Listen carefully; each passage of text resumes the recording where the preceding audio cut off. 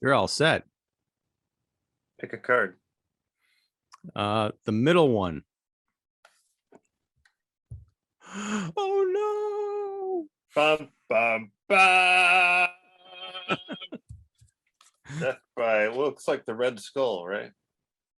yeah, it does. Is there a Captain America one? See, that's the weird thing, is that's death, but he kind of looks like a hanged man. Isn't that confusing? That is weird. Hangman. Yeah. So is that from this set from Criterion? It is from that one. Oh man, we should have done the thing where I reach in and I pull a card and I actually pull out the physical card that I've got. That would be great. The whole act is blown, much like this the movie we're going to talk about. The scam is ruined. We're just a couple of geeks. Oh. So we are talking about Nightmare Alley, which was recently released by Criterion. I knew nothing about this movie except that Guillermo Del Toro is, his remake of it is coming out in a few weeks. And I imagine we'll talk about that at some point. But I think I just wanted an excuse to watch a Tyrone Power movie because I've heard the name forever, but I didn't know anything about him. I still don't really, except I've seen him in a movie. Right. I knew about, the title Nightmare Alley, and I knew about, like you, the upcoming Guillermo Del Toro remake. And, it was just one of those things where I knew it was kind of like a cult classic, but I, I hadn't got around to watching it. So I was glad that, Criterion, released this. And I was, it's funny because after I watched it, it's a black and white movie from the 40s. And I was thinking, I asked a couple other, film experts, and I'm like, hey guys, is this a film noir? Would you consider this to be a film noir? And some think, yeah. And some think, no. So I get that. I think just the way it's the tone and the way it's lit and everything, I feel like it has some film noir conventions, but I looked at it like after it was done, I was thinking like this was like a really great like special episode of Twilight Zone in a way. I thought the same thing. And first, I want to get into all of that, but I want to back up a second because I haven't had one of these discussions, at least not in a long time, so long ago that I've forgotten what the parameters are. What is, in your definition, film noir? What are the characteristics? Oh, when you this to me. Well, I'm just saying you talk to people about, is this film noir? Is it not? And some people said yes, and some people said no. I assume that they had reasons for it. So what would you say are the hallmarks of noir as they apply to this movie? And what are some of the reasons that this might not qualify? Typically a kind of like a flawed kind of anti-hero or heroine, some kind of possible double cross or crime, a femme fatale usually. Obviously visually the pastiche is usually like a heavy emphasis on lighting to kind of set the mood and the emotional tone, which you do get a lot of that here. So yeah, I mean that's what I get from, I mean, you can say that, okay, well, it's usually like a detective or a con or Black Widow type character or something, but I think most, there's also neo-noir, which is what you would typically consider to be like a movie that would come out after the film noir genre was typically in the black and white film, when black and white film was released, but may say like 40s, 50s And then like in the, I would say late 60s, 70s, even 80s and 90s, there's some movies that you consider to be neo-noir, and they just call it neo-noir because it might be a story that keeps to the conventions, but came out after, the black and white movies and all that. Yeah, I mean, I've heard, the 82 Blade Runner, referred to as neo-noir. You've got Deckard in the trench coat and the detective and the narration, depending on which version you're watching. So it sounds like you've checked all the boxes of, if it's not by the definition of noir, because there's not really a detective character in here, it's at least noir adjacent. So what were some of the arguments you might have heard from people as to why this would not qualify? I think it takes place in a carnival. it could be. I mean, I think it's funny because most of my responses were like, no, I don't really consider it in film noir, but they didn't really say why. But I mean, I would consider it, but I think it's kind of like on the edge of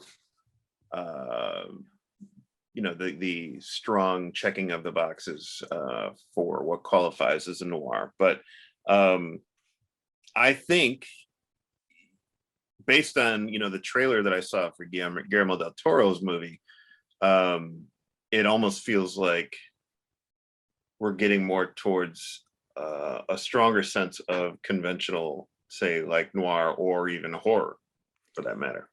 Honestly, it's weird because, as I mentioned, I had no familiarity, no point of reference for this movie. Mm-hmm.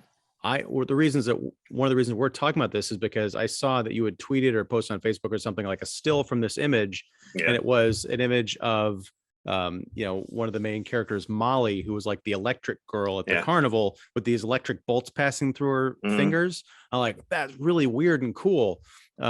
And then I'm like, yeah, that makes sense that Guillermo del Toro would make a movie that has that in it. But then halfway through watching Nightmare Alley from 1947, I was like, how is Guillermo del Toro going to handle this material? Because this seems about as far removed from his sensibilities as you can get. So I went and I finally watched the trailer for his remake. And at the end of that, I'm like, the title's there. I'm sure the characters have the same name, but this seems like it seems all emphasis is on the carnival and kind of like theatrical aspects of this and the dreamlike, weird, mysterious stuff that is kind of out of the way by the time the movie is a half hour in. I'm wondering if it's one of those movies where like the movie itself is a lot different than the trailer that they want to grab you with, which could be, in fact, I kind of hope so. Now, that being said, I don't know how much of this you got into, but, I mean, obviously I know you saw the whole movie, but as far as the additional features, commentary, I listened to most of the commentary and watched most of the special features. This is an adaptation of the novel by William Lesley Gresham, who seems like a very interesting character in and of himself. And from what I gathered, a loyal adaptation of the novel, this is not. But I think at the time there was just certain things that they couldn't put out there, on that studios would not allow or audiences would not be receptive to. So I'm gathering, and I did read some kind of brief snippet from Del Toro that stated that one of the reasons for the remake is he wanted to do a more loyal adaptation of the novel. So we're going to see some interesting things probably that were probably part of the original book, but not part of the original movie. That's fascinating because I was of two minds of it. I was like, okay, this is either front loaded stuff, like they're showing the first 20 minutes of the carnival stuff. And then the rest of it is going to be faithful to, it's a lot of conversations in hotels and, restaurants and, just kind of like psychological warfare between these twisted characters. Yeah. But on the other hand, now I got to track down this book and see if I can cram it in before I watch the movie, because I was going to say, man, I know I was like, knowing Ian, he's going to try and cram this book in before the my reading list The is movie already comes out. too gargantuan, Yep. but no, we should actually talk about what this movie is about. The 47 version, directed by Edmund Yeah. Goulding. There, as we mentioned, it takes place at a carnival, and there is Xena, played by Joan Blondell, who she's got a partner, a husband. Her husband's name is Pete, played by Ian Keith, he's sort of like an on his way out of this world alcoholic, but they have this act where she pretends to be a psychic and they work the crowd, and they got this very kind of ingenious method of, everyone write their name on a piece of paper, and based on he's down in this pit below the stage with the giant chalkboard writing the answers to these crystal ball questions, that she will mesmerize the crowd and astound people. Tyrone Power's character Stanton it's unclear how long he's been with this outfit. He seems comfortable enough to have been around for a while, but still sort of green enough to be a newcomer. He eventually, through somewhat of an accident, winds up getting very close to Xena with Pete out of the picture, and convinces her to take up an old version of their previous act, in which they had worked out this elaborate code so that Xena could be up on stage and call out to the kind of co-conspirator in the audience who was taking questions, and based on the inflections of the answers that they would give, the psychic could perform all these amazing feats of prestidigitation, I guess. Things kind of go south. They end up leaving the carnival. I'm jumping kind of around the story, but as they kind of settle in our great city of Chicago, crazy. Yeah, it really is. Especially the scene where they're driving. You can see the Chicago theater. I'm like, State Street hasn't looked like that in a long time. No. It's like a two-way street. But there's, as you mentioned, when you're talking about your noir setup, there's kind of double crosses and triple crosses, and at the end of it, you're right, it does kind of feel like this moralistic, like an after-school special version of a Twilight Zone episode, but that's not a knock. It is just kind of an odd feeling to find yourself at the end of a motion picture. Oh, totally. And it's kind of a perfect, the setting and tone of Nightmare Alley is a carnival. And I guess what I'm getting at is the setting and tone of the beginning and of the end is a carnival. Obviously, like you said, what happens in between is the main characters leave the carnival, and they they go into this elaborate kind of scheme, kind of like a charlatan scheme here, where they become really popular as an act and everything. But just to see, like, it starts out kind of like maybe like the starting of a Twilight Zone episode, and it kind of ends like one. And I heard that the ending of the original book is a lot it's a lot more of a downer than the movie, because in the movie it's pretty much like, spoiler alert, she pretty much is there for him, and Molly, Molly, and there may be a glimpse of hope for him. We don't know, but at least he's not alone and helpless. He's kind of helpless, but he's not alone. I mean, she's kind of there for him. Again, I haven't read the book, but I heard that based on the special features here, the ending is much more of a downer. So, now, I don't know. I don't know exactly what you're referring to, but I will say that by the time the film ends, and we are jumping all over the place here, folks, so I recommend checking out the movie, and if you're familiar with it, then you'll know exactly what we're talking about. But Stanton ends up back at the carnival after having made a lot of money and become very famous, kind of taking this psychic act on the road with Molly. He became the Great Stanton, I think, performing sold out dates and basically entertaining high society. Yeah. He ends up an alcoholic back at the carnival, much like Pete from the beginning of the movie. But there's a scene where he's so down on his luck that he can't get any kind of a job because the carnival owner is like, yeah, I got psychics, they're a dime a dozen, what can you do? And he's like, well, nothing else really, and said, okay, well, we need a geek, which at the beginning of the movie, the geek was, kind of the lowest form of life at the carnival, the freak act, which brought to mind Todd Browning's Freaks. But so Right. Stan eventually says, well, okay, you'll keep me in booze, you'll give me a place to sleep, I'll be your carnival geek. But very quickly, he freaks out and he sort of goes on this miniature rampage. And I thought for sure that they were going to end up like he was either just going to be insane and get committed, or they were going to have to put him down because he's running around the carnival. There's people chasing him and he's like breaking Right. stuff. The happy ending, even though I liked it, it felt very much kind of tacked on. And I'm wondering if the book ends with something like he just, goes crazy and they have to shoot him. Yeah, something like that. Because I think if I remember correctly, in the first, half or the first act, let's say it pretty much is a 3-act story. In the first act, in the carnival, the character who plays the geek, which we never totally see, the geek that Stan is initially enamored by or interested in, there is, I think, a brief moment where like he's gotten loose, he's getting away, we got to round him up or something like that.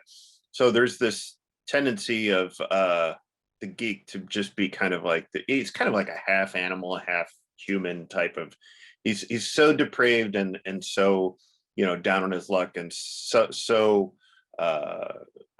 hooked on booze to keep him alive that there's this whole thing where he's like he'll eat a live chicken right in front of you, and tear it up and it's like, okay, people want to see that, I guess. And even in the trailer for Del Toro's movie, it's like, okay, I guess we're going to get into that a lot more. But it was funny because this whole idea of a carnival geek, I was totally unfamiliar with. And I initially, I'm like, I resented it a little bit. I mean, because I consider myself a geek. I mean, comic books and pop culture, whatever. But that's a different kind of geek, I guess. So I imagine it probably comes from that same root. Probably. But it's interesting how you could, a carnival geek, you could, consider it, some type of Cro-Magnon derelict or something like that. I don't know. But it's basically like a borderline, savage who's appeased by his addiction, his or her addiction. So it is interesting how, I don't know, again, the ins and outs of, carnival life, but I guess back then a geek was a staple, just like the bearded lady or something. So I found that, very intriguing. Yeah. And I think, it's cool how, I think Tyrone Power was wonderful in this role, and it made me want to seek out, more films that he was in. But one of the things I thought was really fun about this movie, and when I say fun, I mean just kind of cool. This is not a fun movie to watch because you're watching a guy spiraling down this, kind of chasm of immorality and compromise and dragging people with him, or at least so he thinks. But it reminded me of 2 movies. One was Leap of Faith with Steve Martin. I could see that. And the other one was A Face in the Crowd, the Andy Griffith movie. Sure. Both involve like these kind of big personality cons who get, sort of swept up in forces that are greater than themselves. With A Face in the Crowd, it's politics and betrayal and that kind of overtaking the ego that has been built up by both of those things. In Leap of Faith, it literally is, a charlatan faith healer who comes directly face to face with an act of God and has to reckon with that. And it's sort of the same thing here because, the Stanton character knows he can quote scripture, he can sort of read people and speak to their sense of morality, their sense of spirituality, and use that to get himself out of trouble. He can use that to advance his con. But then at the very end, there's no great big movement like God's hand coming down and like striking him or something, but you can just kind of see that in a kind of a cosmic sense, he pushes things too far and assumes his own kind of godlike status. Like, I'm invincible. All these people love me. I've got these, I've got one woman on this side and another woman who's kind of helped me in this way, and another woman that's I used and disposed of, and she came back into my life, but I can still deal with that. I'm unstoppable. Right. Until he's not. And that's why it does feel very much like a lesson movie, but it's a pretty dark one for being that. Oh, for sure. Yeah, you can, and I'm sure for movie fans back in the day, I mean, Tyrone Power is kind of like this, somewhat of he was definitely a movie star, but he was, typically playing, heroes and swashbucklers and everything like that. And then I know that, based on the special features here, Power had a huge hand in, getting this movie made and being involved in it. And I think he just wanted to do something entirely different. And I'm sure it was really odd for audiences to, see something that's, it's like, how often do we see, say, somebody like Tom Hanks play just like a despicable evil guy? That would be the comparison. That's an extreme comparison, because Tyrone Power in here, he's not necessarily and I really love that line in this movie where he was, what does he say? He says at one point he says, I wonder why I'm like that. I'm never thinking about anybody except myself. And he says that to the woman that he's with there, but I like it that it just comes out and says that he's not necessarily out of touch with how he comes across and who he is, but he's also not doing anything to change that either. He's just like, I'm just self-serving, and I'm trying to make ends meet. And going back to what you're saying about how long he was in the carnival, who knows, he could have been there at the time we meet him. He is kind of working his way through the carnival crowd right in front of the kind of ringleader or announcer. And initially we think that, oh, this guy could be just visiting, or, oh no, I guess he's part of the carny cast. And so, like, for all we know, he could have been with them for like a week and a half, a week.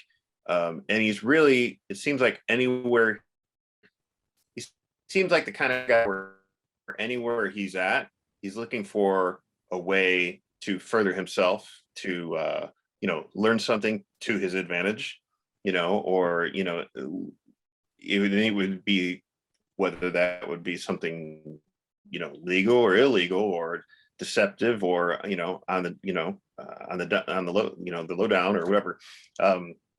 It would be, again, to further his own success or goals.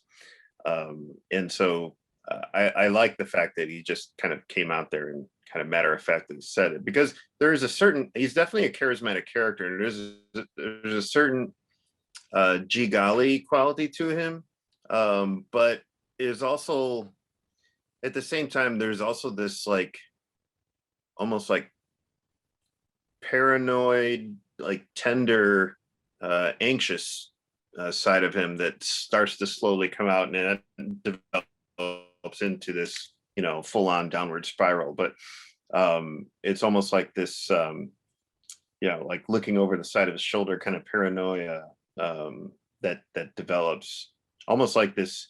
Well, obviously there's something that triggers this whole guilty conscience definitely in this movie, but you have a feeling that this is not the first time he's experienced a guilty conscience. Well, it also, I think a lot of it, we're meant to infer a lot of his backstory, because we hear that, he was, raised in an orphanage. So he's got some kind of like abandonment issues. And then we meet him as, a grown man. So you can imagine a life kind of on the street hustling. He's got talents in that he's good with people and good with sort of reading people and with performing. And so the carnival seems like the natural place for him to fit in. But once he figures out an angle, like, oh, I could really latch on to this Xena character and her act, and we could really Mhm. make something out of it. And they do, and they eventually leave the carnival. Uh, as he gains more and more success, it's like he's never really stopped. It's unclear if he has like a criminal record or anything. He doesn't seem to be afraid of going to jail or going back to jail or anything like that. Um, he doesn't seem to be afraid of much. I think it's that kind of street survival instinct that has gotten him so far that he keeps ascending to these great heights, that he starts to feel that he deserves this success because he's had such a rotten life. Um, Yeah. so he's a complex character. And I want to go back to something you were saying about Tyrone Power playing against type. It kind of makes me appreciate more the idea that Del Toro cast Bradley Cooper Mhm. in the remake, because there's an actor who he spent the last, at least 5+ years trying to go against the type of roles that made him, successful. He's no longer like he's constantly, getting into roles where he's like covering himself up with like a wacky mustache, or kind of like that sort of like sleazy, drippy Jerry Curl from American Hustle. Now he's playing like a carnival geek kind of a character. He's taking that leading man kind of like comedy blockbuster guy and proving that I'm more than that. Was A Star Is Born, I think, is another good example. A Yep. washed up Yeah. country star. A washed up Sam Elliott. Yeah. Yeah, it's kind of perfect, and I'm even more excited, and damn it, I hope hope not disappointed. Yeah. What's funny is, I mean, he also plays a great character in the upcoming Paul Thomas Anderson movie, Licorice Pizza, and these movies are coming out the same month. And what's funny is, I think both of these roles were originally not written for, but the goal was to cast Leo DiCaprio in both of these roles. But for scheduling or whatever, couldn't work out.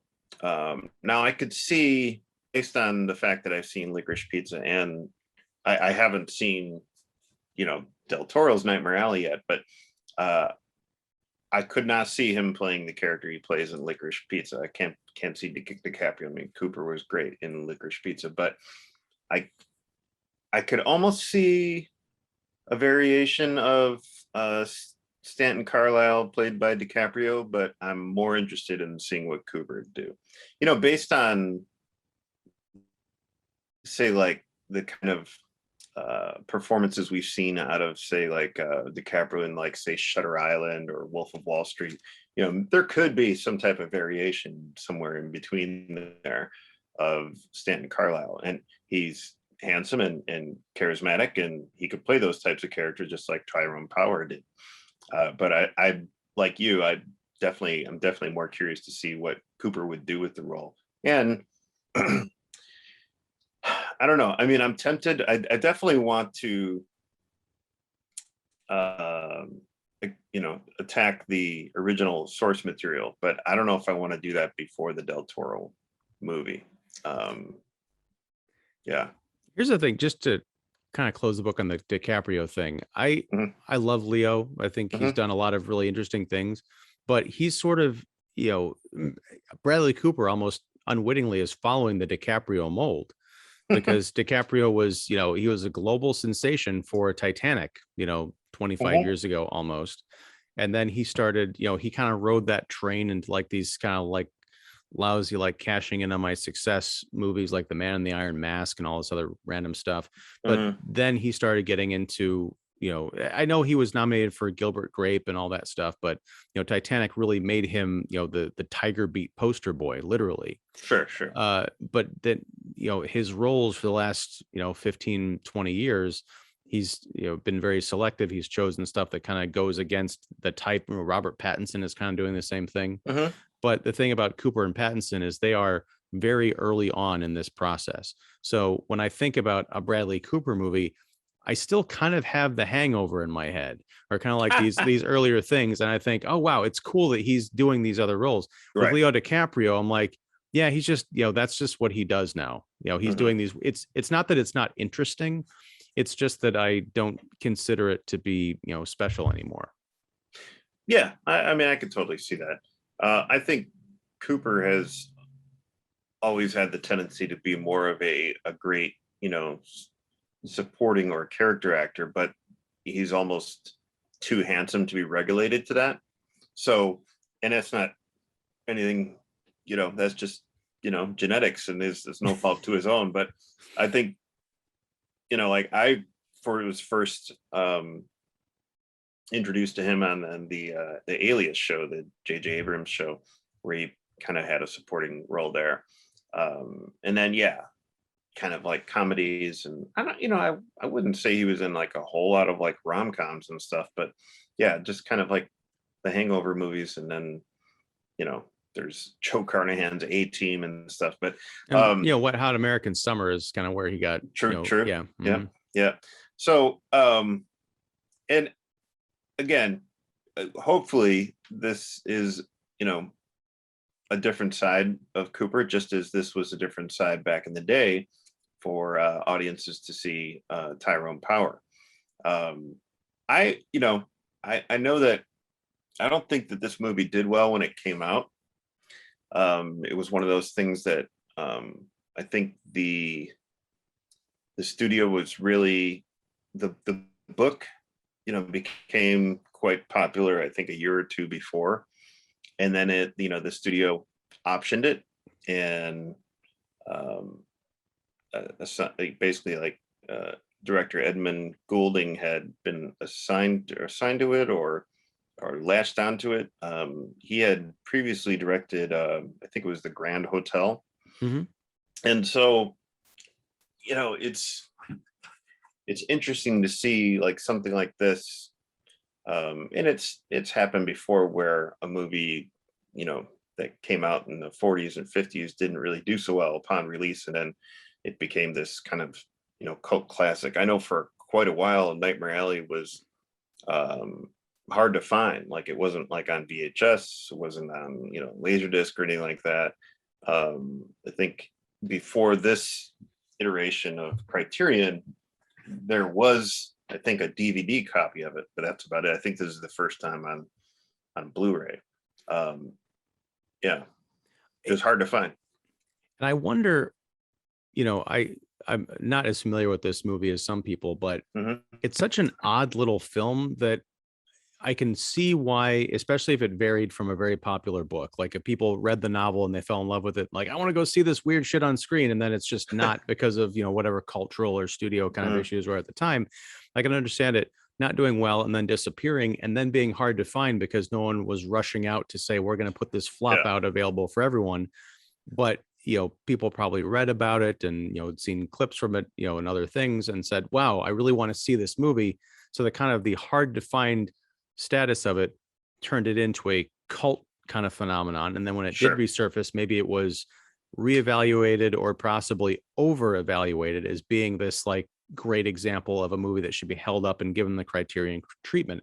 I'm not trying to take anything away from it.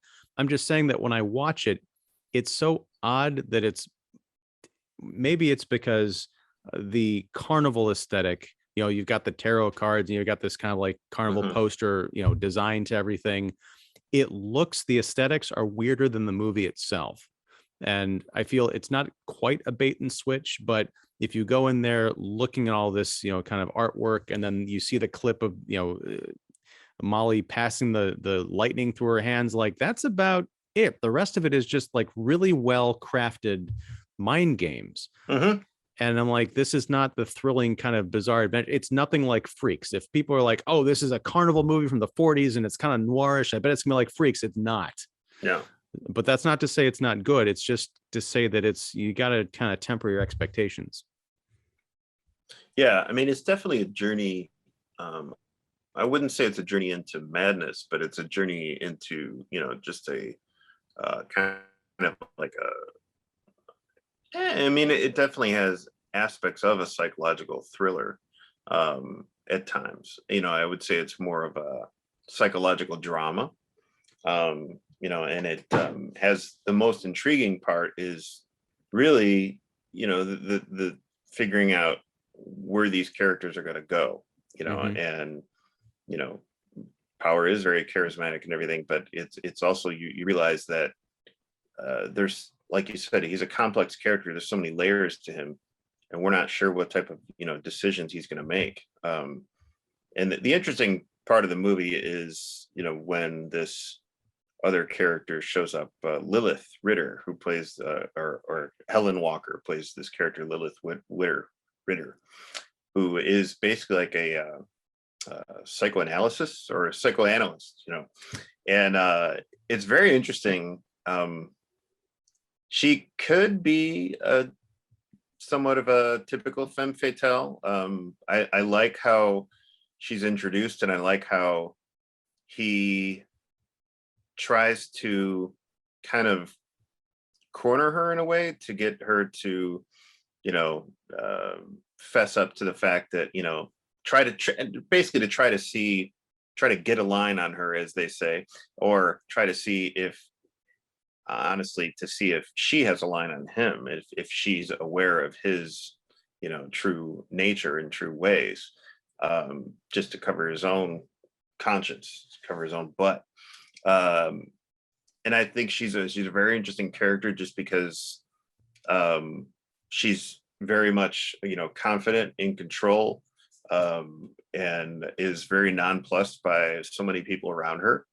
And also, she is, when she's introduced to us, I think, correct me if I'm wrong, but it is at one of his shows. Yes. And she's at a table with her, friends and guests, and she, because of, her training and her nature, she knows there's something up with this guy. And then later on, when he goes to see her, I like how, like, when we first see her, she's at that event and she's in a gown and everything. And then later on in her office, she's in like these suits. And so not necessarily, definitely playing a character, even looking like a character who's more like, in command, in control of the room, of the situation. Whereas that's typically kind of like how we see him, but he's a lot more panicky around her, or starts to become more panicky around her, and she kind of unnerves him. And so I kind of like that. Well, and he unnerves her, but she's far more kind of buttoned up and resourceful, probably because of her psycho training. No, Yeah. What's fascinating is he uncovers she is a kind of a mysterious character, because he discovers that she has these wax recordings, these records of every one of her client patient sessions. Unbeknownst to the people that are in her office, she's got these like the walls open up into these giant like wooden filing cabinets full of records of these sessions. And he kind of catches her like looking through these things. He's like, "What is that?" And she's like, "Oh, I record everybody." And he's like, "Oh, that's kind of weird." So it's unclear if she does that for, as she claims, just her own research and to take notes, or if it is some kind of blackmail tool, because she definitely turns that around and uses that on him in a spectacular scene of gaslighting, which I think is so ambiguous, even from a filmmaking point of view, because when things go south in their relationship, and she actually runs him out of Chicago by claiming that the police are coming to get him for this, I think it was for money that he stole or something like that. She's like, "Can you hear, here come the sirens?" Or he's like, "The sirens, the cops are coming to get me." And she's like, "I don't hear any sirens." I'm like, wait a second. So does she not actually hear sirens, or are there sirens and she's messing with them? Yeah. Could be both. Yeah. Right. But he's, she is kind of reluctantly partnered with him at first, because he says, "Look, I don't think your clients would be too happy if they found out that you're, recording them, doing these clandestine sessions or whatever." And then she finds a way to kind of get the best of him. Which is very funny, because, that whole scene to me was like, okay, it makes sense that a shrink or a therapist would record sessions. whatever, you've seen that done before. And, sometimes there's even, whether or not the patient is aware of it, that's one thing. But, typically it's like, okay, you're okay with recording these sessions and, sign here. But that was like, that's 70 years ago. I mean, that's yeah, right. No, but it's like coming from a modern audience now, looking at that, I'm like, oh, okay, well, that's no big deal. I guess maybe she was ahead of her time or whatever. But I could see from his perspective, like, hey, you'd be totally ruined if somebody found out that, it's like, and she's just like, okay. Like, I could see her totally explaining, well, I do this for research. How else can I help these people without going back and really studying our sessions? I want to be present and involved in these sessions at the time, but I also want to go back and study them out and figure out what's the best way to form a prognosis or figure out a plan of treatment. So she could have easily said that to the authorities or anything. So I could see her talking her way out of that. But as far as his situation, that's, it's not as easier to, grease through. Well, Chicago, especially at the time we're talking about, was known for its honest politicians and legitimate businessmen. So if any of them were on her couch, I don't think they'd be too pleased finding out. I don't care what research she's doing. True. They're going to break those records, possibly over her skull.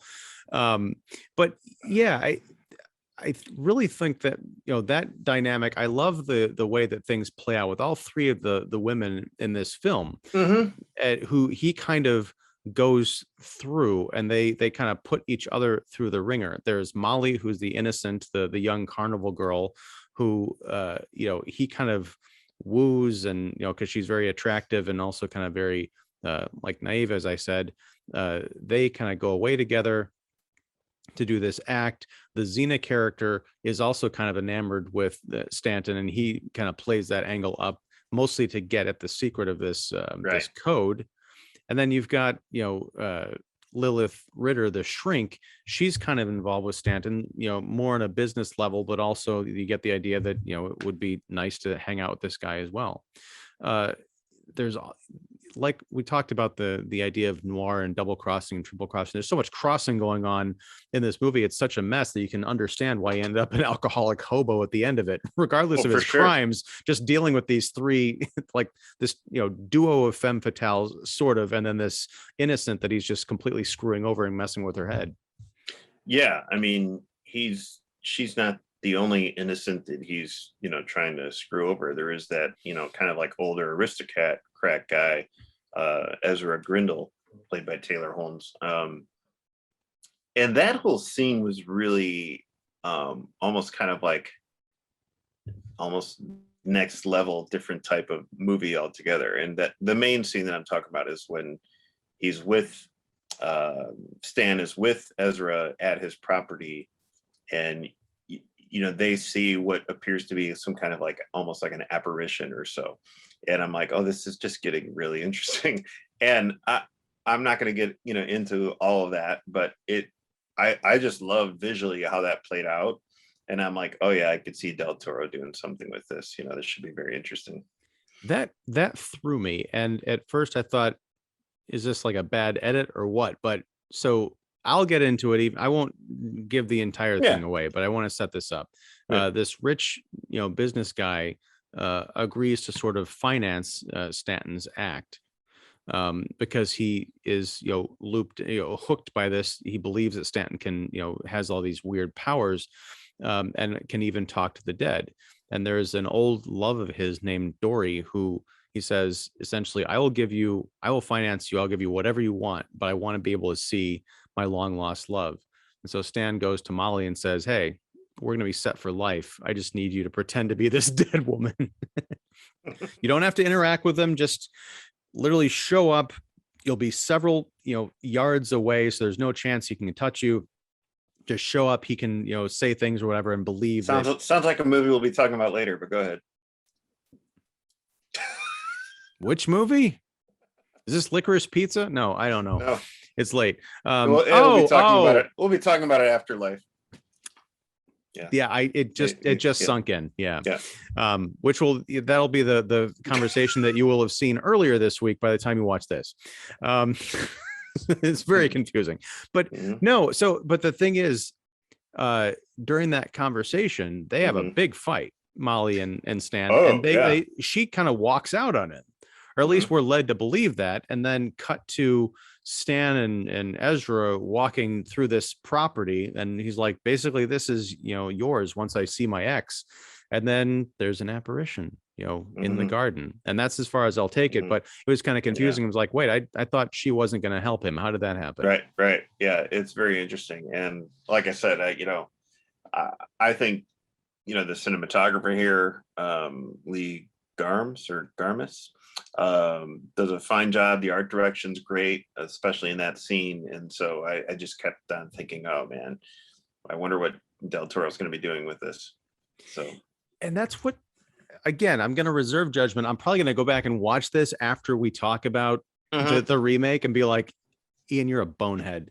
I would say always me the trust. first time. Well, I'd say I up until what was that, the fish movie, the Academy Award, A Shape of Water. I would say up until Shape of Water, I was firmly in the always trust Del Toro camp. Mm-hmm. So now I'm kind of like, I am mostly, but no, my concern is I think it was handled just about perfectly in this movie. I think putting more of these supernatural flourishes on things, I'm like, I don't need to see like, Ezra thinking that he sees her like float and glow and all this other nonsense. I don't need any of that dream like crap. This is just about perfect.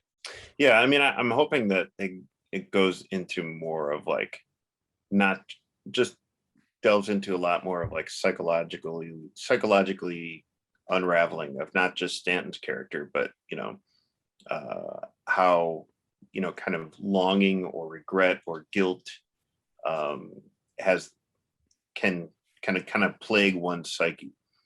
So I mean, that definitely is what's happening with this aristocrat, Ezra Grindle. I mean, he is obsessed with that one love that got away, and so how is that affecting his psyche even now, despite his riches? That's the one thing that he wishes he had. So it can be somewhat of an obsession. So I could see that definitely being played up a little bit more, and maybe it was played up a little bit more in the novel too. Who knows? Yeah, it also seems like a weird kind of spiritual connection to Citizen Kane. That whole idea of the powerful businessman who just lost that one thing that kind of crippled him in a very key way, right? Unfortunately, emotionally. But yeah, I really dug this movie. I'm glad Criterion put out. I'm glad you were able to watch the special features, because I did not get through hardly any of them. There's some nice cards, but right. No, I think people should definitely check it out and give it a chance. And especially if you're a Tyrone Power fan who never watched this one, and you're like, oh, he's a great, charming leading man. He's still charming, and he's still the leading man of this picture, but he's also sort of the villain with a little bit of redemption at the end, maybe, hopefully. Right. It's interesting too, is that the essayist for the Criterion Collection is Kim Morgan.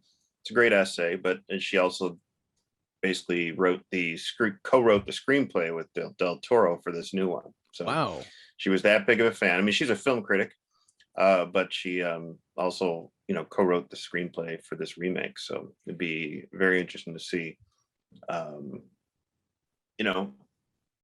Del Toro and her collaboration, again, what this, if it's more loyal to the novel or what it brings, and how it relates to today, should be interesting. I just can't get over that there are people like that obsessed over Nightmare Alley. I'm kind of glad there are, because the last thing we need is a remake of a really popular movie. Well, oh, sorry, Spielberg. But I don't know if he's watching, but oh, yeah, me and Steve go way back. Yeah, the beard. Again, it would be, again, this was a movie that for so long people had heard about but had not seen. So watching this one, I could tell, I could see why Del Toro would have liked the original, but also would have also wanted to do something with his own stamp on it. So yeah.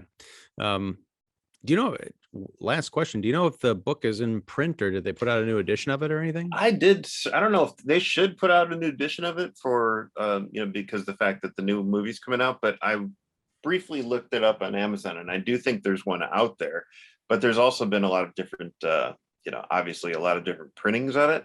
So, I'm not sure what would be the best one to get or whatever, but well, I'll do some homework for the both of us, and I'll send you a recommendation. Cool. All right. Well, thank you for talking Nightmare Alley. Nightmare Alley. It's been so hard to not say Nightmare on Alley Street. Nightmare on Elm Street. Honestly, yeah. Nightmare on Alley Street. Ooh, Tyrone Power is Freddy Krueger. Things really didn't work out at the end of that movie, but yeah, it's been a lot of fun, and I'll be talking to you real soon about something else that folks may have caught on to during our conversation. Probably. So, thank you, David Fowley, of keeping it real. Everybody watching or listening to this, make sure you check out his stuff, subscribe and like this channel, this video, all that good stuff too. And thank you, and we'll talk again.